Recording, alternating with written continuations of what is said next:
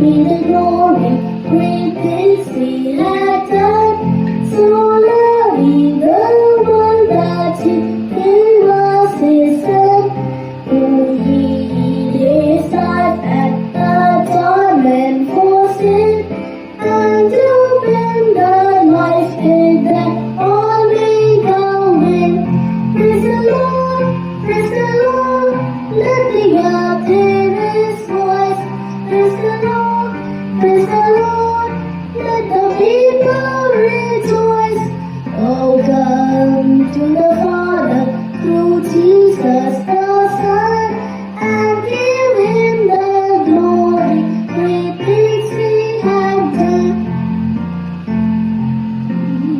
Perfect redemption, the purchase of blood, to every believer the promise of God, who fearless offender, who truly believes that moment from Jesus a pardon receives. Praise the Lord, praise the Lord, let the earth hear His voice. Praise the Lord, praise the Lord, let the people rejoice. Oh, come to the Father through Jesus the Son, and give Him the glory, great things He had done.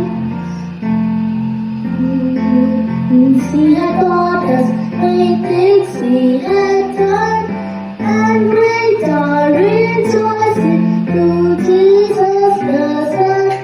But purer and higher and greater will be the wonder of transport where Jesus we see. Praise the Lord, praise the Lord, let the earth hear His voice. Praise the Lord, praise the Lord, let the people rejoice.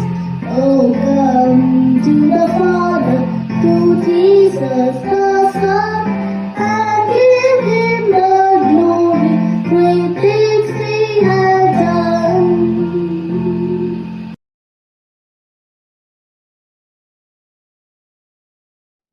Praise the Lord. దేవునికి స్తోత్రం కలుగును గాక. వాక్య సందేశానికి ముందుగా చిన్న ప్రార్థన చేసుకున్నాం. సర్వోన్నతుడు, సర్వాధికారివి, సర్వంతర్యామివి, సర్వకృపాధికి దేవుడు, సర్వశక్తిమంతుడు, మహాగణుడు, మహోన్నతుడు, పరిశుద్ధుడు, నిత్య నివాసి, మా మధ్య నివసించు ఆడ మీ పాదాలకు వందనాలు, స్తోత్రం. చిన్న పరిచయం ఆశీర్వాదకరంగా దీవెనకరంగా చేయమని యేసే నామమున ప్రార్థించుతున్నాం పరమ తండ్రి, ఆమేన్. మొదటి రాజులు 19వ అధ్యాయం 4వ వచనం ఆఖరి భాగం. ఇంత మట్టుకు చాలును, ఇంత మట్టుకు చాలును. లాస్ట్ లైన్ ఏమని మరి సెలవిస్తున్నాడు చూడండి. అక్కడ యెహోవా, నా పితరుల కంటే నేను ఎక్కువ వాడను కాను, ఇంత మట్టుకు చాలును, నా ప్రాణము తీసుకునుమని ప్రార్థన చేసిను. దేవుడు వాడుకోవాలి ఇంకను అని అనుకుంటున్నప్పుడు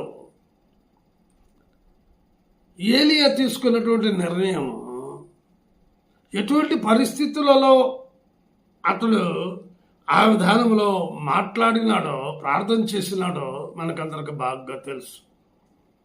ఏలియా అనగా యెహోవాయే నా దేవుడు. అతడు కర్మేలు పర్వతములందు నివసించువాడు. అతడు గొంగలు ధరించుకుని నడుములకు తోలుదొట్టు మరి కట్టుకునివాడు. ఏలియా చేసిన మరి గొప్ప కార్యములు, అతని జీవితంలో జరిగిన ఆశ్చర్య కార్యములు మొదటి రాజుల 17వ అధ్యాయంలో చూసినట్లయినచో,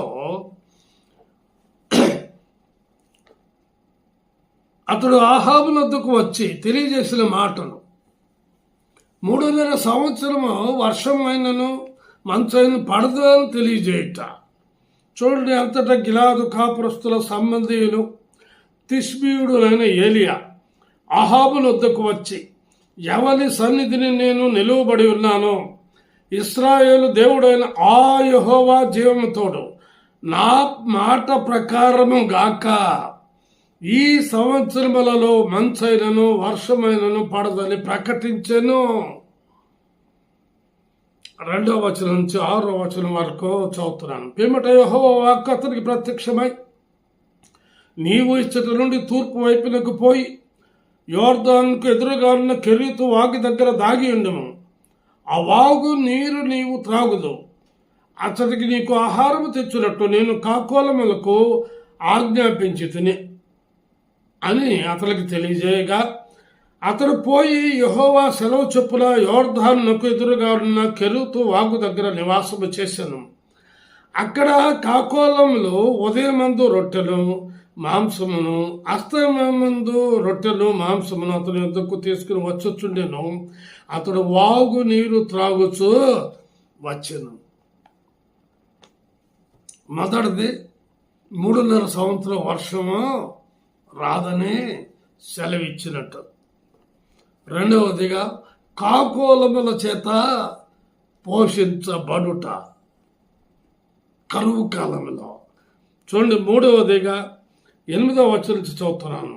అంతటి యెహోవా వాక్కు అతనికి ప్రత్యక్షమై ఇలాగ సెలవిచ్చాను, నీవు సీదోను పట్టణ సంబంధమైన సారెపతు అను ఊరికి పోయి అచ్చట ఉండుము. నిన్ను పోషించుటకు అచ్చటనున్న ఒక విధవరాలికి నేను సెలవిచ్చి తిని. ప్రవక్తని విధవరాలు పోషించుట. ఆ విధవరాలు ఎటువంటి పరిస్థితుల్లో ఉన్నదో వ్రాయబడి ఉన్నది. అందుకు అతడు లేచి సారెపతునకు పోయి పట్టణపు గవిని యొద్దకు రాగా ఒక విధవరాలు అచ్చట కట్టెలు ఏరుచున్నుట చూచి ఆమెను పిలిచి త్రాగుటకై పాత్రతో కొంచెం నీళ్లు నాకు తీసుకుని రమ్మని వేడుకొనెను. ఆమె నీళ్లు తేబోచుండగా అతడు ఆమెను మరలా పిలిచి నాకొక రొట్టె ముక్కను నీ చేతిలో తీసుకుని రమ్మనే చెప్పాను. ఆమె ఉన్నది ఉన్నట్లుగా ప్రవక్త అయిన ఏలియాకు తెలియజేస్తుంది. చూడండి, 12వ వచనం. అందుకు ఆమె, నీ దేవుడైన యెహోవా జీవము తోడు. ఎంత స్పష్టంగా మాట్లాడుతుందండి. ఆ వచ్చినటువంటి వ్యక్తి ఎవరో మరి తెలిసిపోయింది. నీ దేవుడైన యెహోవా జీవము తోడు. తొట్టెలో పట్టెడు పిండియు బుడ్డిలో కొంచెము నూనె నా యొద్ద ఉన్నవే గాని అప్పం ఒకటైనా లేదో. మేము చావక ముందు నేను ఇంటికి పోయి వాటిని నాకును నా బిడ్డకును సిద్ధము చేసుకున్న వలనని కొన్ని పొలాలు ఏరుటకై వచ్చి తినను. అప్పుడు ఏలియా ఆమెతో ఇట్లా, నేను భయపడవద్దు, పోయి నీవు చెప్పినట్లు చేయు. అందులో నాకొక చిన్న అప్పము మొదట చేసి నా యొద్దకు తీసుకుని రమ్ము. తరువాత నీకును నీ బిడ్డకును అప్పములో చేసుకును. అతడు చెప్పినటువంటి మాటకు విధేయురాలైంది. అయ్యా, ఒకే అప్పం అవుతుంది, మీకు తెచ్చి మళ్ళీ మేమేమి చేసుకుంటాం అని చెప్పలేదు. లోబడింది, విధేయత కలిగింది. ఇదే దేవుని ప్రజలైన వారికి నమ్ముకుంటారు, నిజమే. క్రైస్తవులు అంటారు, నిజమే. దేవుని మాటకు విధేయులై ఆ ప్రకారంగా నడుచుకుంటా లేదు అంటారా? చూడండి అక్కడేం జరిగిందో. భూమి మీద యెహోవా వర్షము కురిపించు వరకు, భూమి మీద యెహోవా వర్షం కురిపించే వరకు ఆ తొట్టిలో ఉన్న పిండి తక్కువ కాదు, బుడ్డిలో నూనె అయిపోదని ఇశ్రాయేలీల దేవుడని యెహోవా సెలవిచ్చి ఉన్నాడు. నువ్వు ఎవరు నమ్ముకుంటున్నావు? నువ్వు ఎవరి మాట వింటున్నావు? చాలా మంది నిరాశ నిస్పృహలకు లోనై ఇంత మట్టుకు చాలయ్యా, మేము ఆయాసపడిపోయాం, మా వల్ల కాదు అని ఆత్మహత్యలు చేసుకునేవారు ఉన్నారు, అప్పుల్లో కూరుకుపోయేవారు ఉన్నారు, రకరకాలుగా మరణావస్థలోనికి వెళ్ళిపోయేవారు ఉన్నారు. కారణం వాళ్ళు చేసేటువంటి తొందరపాటు చర్యలు, క్రియలు, నడవడిక, ప్రవర్తన, జీవితం అటువంటిది. పైకి బాగానే ఉంటారు, పఠారంగా, లోపల లొటారం. పైన జీవితం అంతా తెల్లటి వస్త్రాలు. క్రైస్తవులు అందరూ వేసుకుంటున్నారండి వస్త్రాలు, తెల్లటి వస్త్రాలు, తెల్లగా ఉండాలని.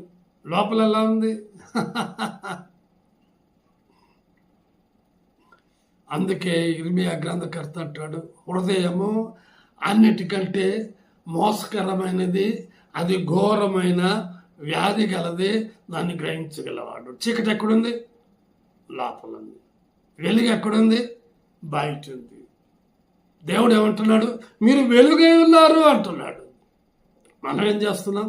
చూడు, యోహాను సువార్తలో అదే మాట ఉంది. ఏమని? చీకటిలో ఉన్న మనుషులు ఆ వెలుగుమయమైన దేవుని గ్రహించలేకపోతున్నారు. చూడండి 4వ వచనం, యోహాను సువార్త 1వ అధ్యాయం 4వ వచనం. ఆయనలో జీవముండెను, ఆ జీవము మనుషులకు వెలుగై ఉండెను, ఆ వెలుగు చీకటిలో ప్రకాశించుచున్నది గాని చీకటి దాన్ని గ్రహించకుండెను. చీకటిలో ఉన్న మనుష్యులు గ్రహించలేకపోతున్నారు. చీకటి పోవాలి అంటే వెలుగు రావాలి. వెలుగు ఎవరు? ప్రభు అయిన యేసుక్రీస్తు.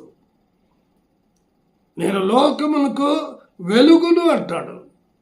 నన్ను వెంబడించువాడు చీకటిలో నడువక జీవపు వెలుగు కలిగి ఉండును అని యోహాను సువార్త 8వ అధ్యాయం 12వ వచనంలో చాలా స్పష్టంగా వ్రాయబడి ఉన్నది.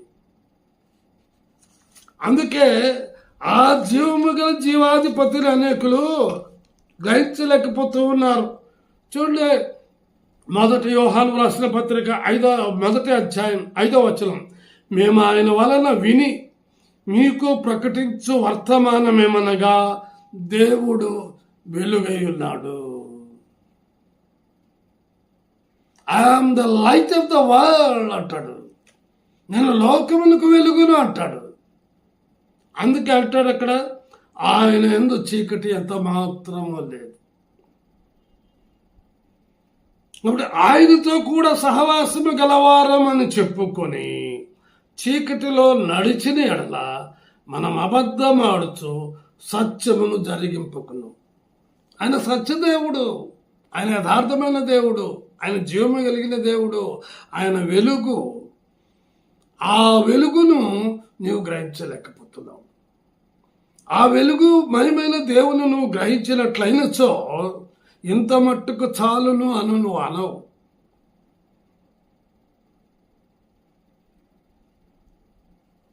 జీవితంలో గడగడలాడించిన వ్యక్తే.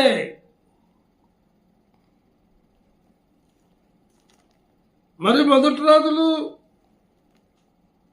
18వ అధ్యాయంలో అయితే ఏలియా ప్రవక్త 450 మంది బయలు ప్రవక్తలతో సవాలు విసిరి వారిని ఏం చేశాడో మీకు తెలుసు.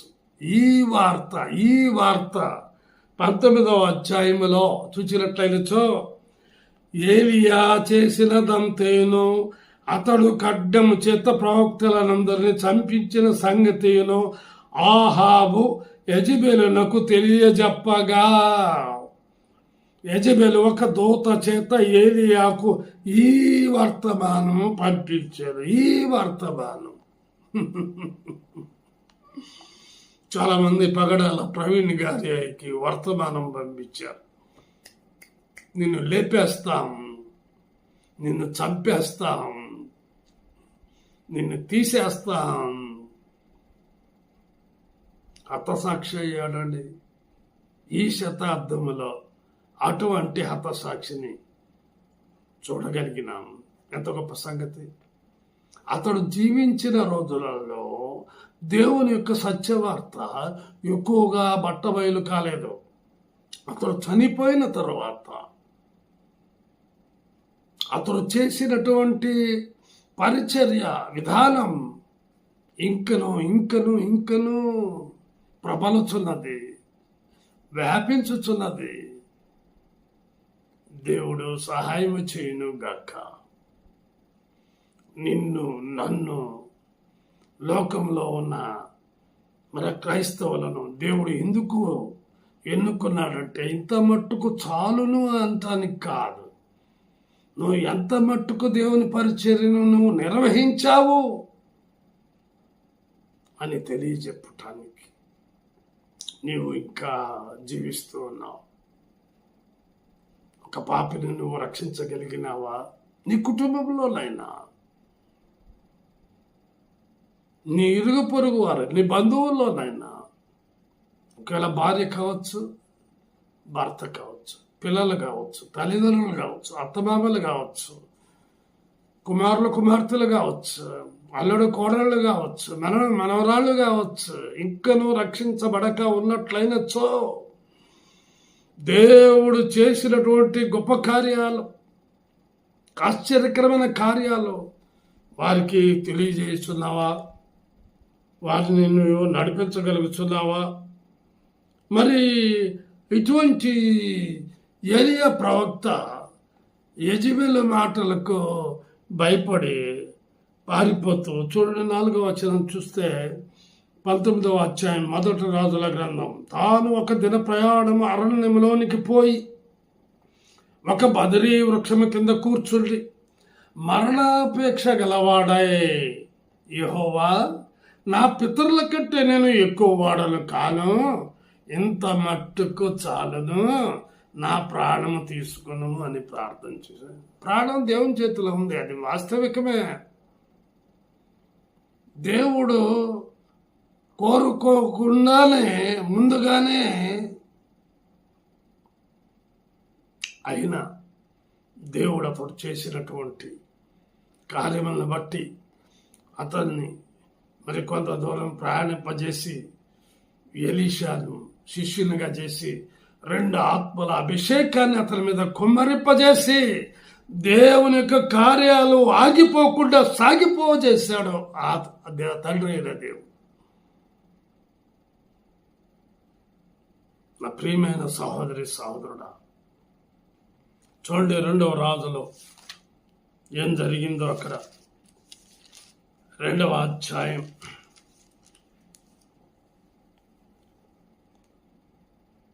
9వ వచనం చదువుతున్నాను. వారు దాటిపోయిన తర్వాత ఏలియా ఎలీషాను చూచి, నేను నీ యొద్ద నుండి తీయబడక మునుపు నీ కొరకు నేనేమి చేయకూడదునో దాన్ని అడుగుమని చెప్పగా, ఎలీషా, నీకు కలిగిన ఆత్మలో 2 పాళ్ళు నా మీదకి వచ్చునట్లు దయచేయమనను. అందుకతడు, నీవు అడిగినది కష్టతరముగా ఉన్నది, అయితే నీ యొద్ద నుండి తీయబడినప్పుడు నేను నీకు కనబడిన ఎడల ఆ ప్రకారం నీకు లభించును, కనబడని ఎడల అది కాకపోవునని చెప్పాను. వారు ఇంకా వెళ్ళుచు మాట్లాడుచుండగా, ఇదిగో అగ్ని రథమును అగ్ని గుర్రములను కనబడి వీరిద్దరిని వేరు చేశాను. అప్పుడు ఏలియా సుడిగాలి చేత ఆకాశమునకు ఆరోహణమాయను. ఎలీషాని చూచి, నా తండ్రి, ఇశ్రాయేలు వారికి రథమును రౌతులను నీవే అని కేకలు వేశాను. అంతలో ఏలియా అతనికి మరలా కనబడకపోయాను. అప్పుడు ఎలీషా తన వస్త్రమును పట్టుకొని 2 తునకలుగా చేశాను. మరియు ఏలియా దుప్పటి కింద పడగా అతడు దాన్ని తీసుకుని యోర్దాను ఒడ్డునకు వచ్చి నిలిచి ఒంటి మీద నుండి క్రింద పడిన ఆ దుప్పటిని పట్టుకుని నీటి మీద కొట్టి, ఏలియా యొక్క దేవుడైన యెహోవా ఎక్కడ ఉన్నాడనను. అతడు ఆ దుప్పటితో నీటిని కొట్టగా అది ఇటు అటు విడిపోయినందున ఎలీషా అవతలి ఒడ్డునకు నడిచిపోయెను. యెరికో దగ్గర నుండి కనిపెట్టుచుండిన ప్రవక్తల శిష్యులు అతని చూచి, ఏలియా ఆత్మ ఎలీషా మీద నిలిచి ఉన్నదని చెప్పుకొని అతనిని ఎదుర్కొనబోయి అతనికి సాష్టాంగ నమస్కారము చేసేది. దేవునికి స్తోత్రం కలుగునుగాక. కాబట్టి దేవుడు ఏలియా తదనంతరం ఎలీషాను కొనగా సాగింపజేశాడు.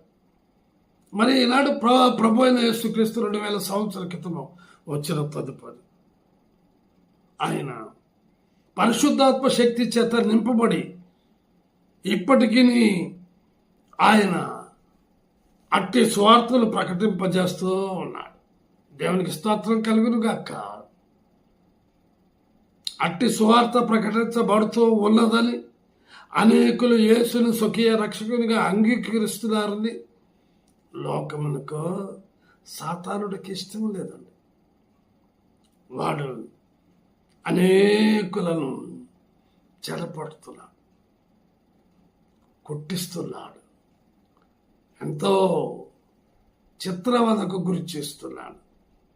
అయితే దేవుని బిడ్డలైనటువంటి వారు మనోనేత్రాలు తెరవబడినట్లుగా ఈ శతాబ్దంలో పగడాల ప్రవీణ్ గారిని గురించినటువంటి సత్యవార్తను ప్రకటింపజేసి దేవుడు బలపరుస్తున్నాడు కదంటారా. యేసుక్రీస్తు ప్రభు లోకంలో ఉన్నప్పుడు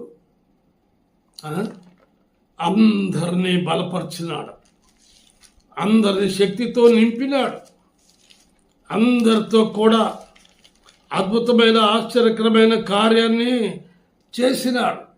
అదే మాటను 1 యోహాను రాసిన పత్రిక 4వ అధ్యాయం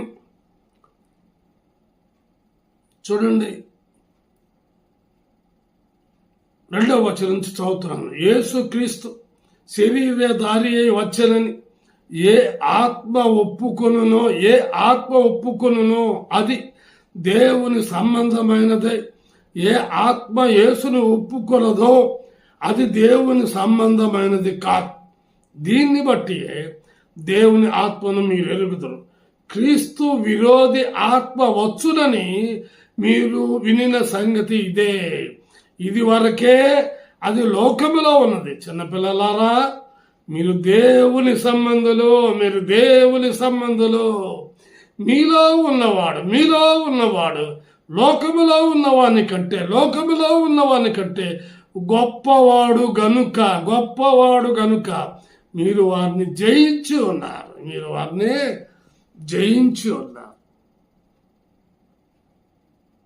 ఆదికాండం 45వ అధ్యాయం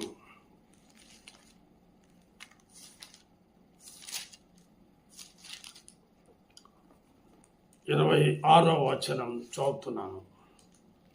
యోసేపు ఇంకా బ్రతికి ఉండి ఐగుప్తు దేశమంతటిని ఏలుచున్నాడని అతనికి తెలియజేశారు. అయితే అతడు వారి మాట నమ్మలేదు కనుక అతడిని ఇచ్చేస్తున్నాడు. అప్పుడు వారు యోసేపు తమతో చెప్పిన మాటలన్నిటినీ అతనితో చెప్పిరి.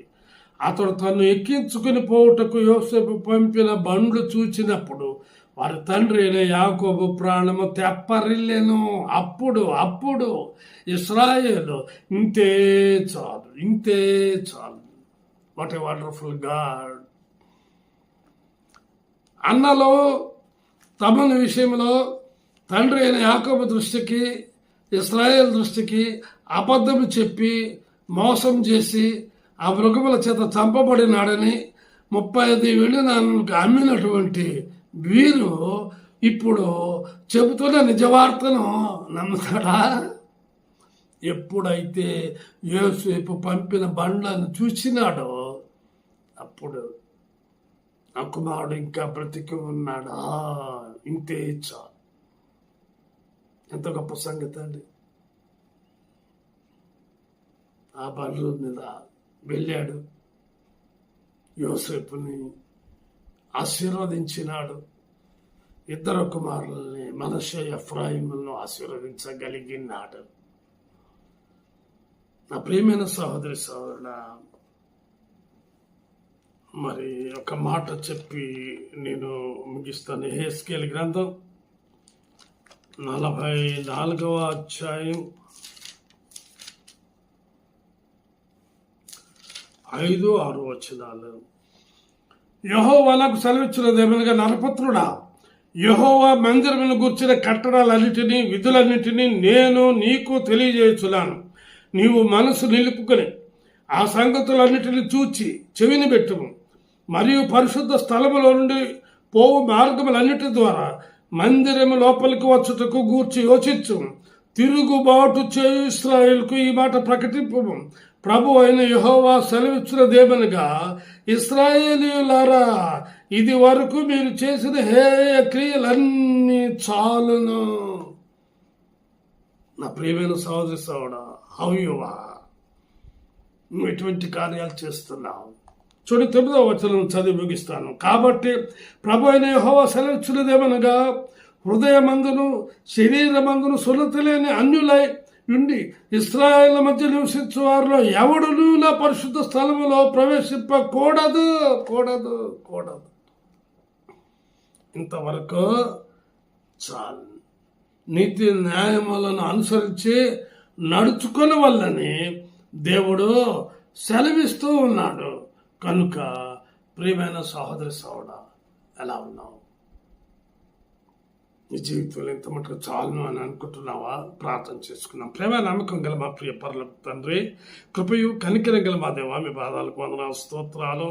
ప్రభా, ఏలియా ప్రవక్తల గురించి ప్రభా, మరి అటు యాకోబు అనగా ఇశ్రాయేలు గురించి తెలియజేశారు. నా తండ్రి, ఇంత మట్టుకు చాలున్నానని.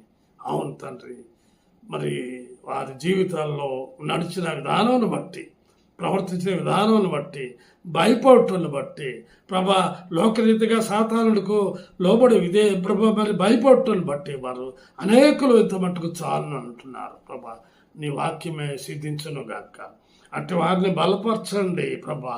మీలో ఉన్నాడు, లోకంలో ఉన్నవానికంటే గొప్పవాడని తెలియజేసి అటు స్థిరత్వాన్ని అనుగ్రహించమని, మహిమ ఘనత ప్రభావాలు మీకు ఆరోపింపబడినట్లుగా ప్రభా, అందరి మీదకి మీ ఆశీర్వాదం దీవెన కలిగినట్లుగా సాధించి నేసేనామని ప్రార్థించుతున్నాం పరమ తండ్రి. ఆమేన్. తిరిగి వచ్చే వారం కలుసుకుందామండి. అంతవరకు సెలవు. దేవుడు మిమ్మల్ని దీవించును గాక.